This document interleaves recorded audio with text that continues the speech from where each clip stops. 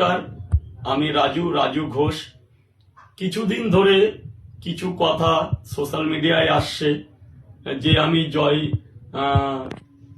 শ্রীরাম বলিনি কিংবা জয় বাংলা বলেছি।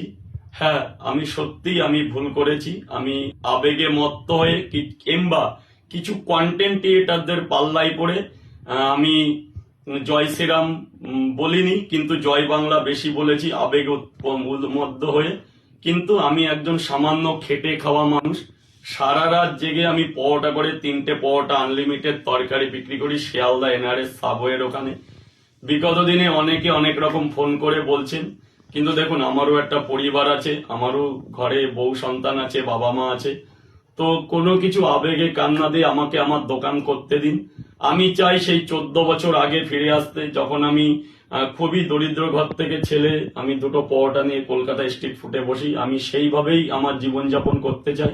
আমি কোনো রাজনীতির কথা বলতে চাই না আমার দোকানের ওইখানে, কারণ আমরা খেটে খাওয়া সাধারণ মানুষ। আমার রাজনীতির কথা বলা সাজে না এবং আমি কোনো রাজনীতির মধ্যে থাকতেও চাই না, কিন্তু কিছু কন্টেন্ট ক্রিয়েটার আমাকে এগুলো করিয়েছে। আমি তারপরেও সবচেয়ে বড় ক্ষমা চেয়ে নিচ্ছি। একজনের প্রবচনায় পড়ে আমি শিব মন্দিরে মাংস খেয়েছি, যেহেতু সে বারবার বলেছে আমার বাড়ির মন্দির। একজনের প্রবচনায় পড়ে, তার জন্য সমস্ত বাসের কাছে আমি ক্ষমা প্রার্থী। তো আমি আমার দোকানটা খুলতে চাই, নাহলে আমার ঘরে আমার সংসারে খুবই অভাব অনটন পড়ে গেছে। আমি এভাবেই আমার ব্যবসার মধ্যে থেকেই থাকতে চাই, আমি সোশ্যাল মিডিয়া থেকে দূরে থাকতে চাই। নমস্কার।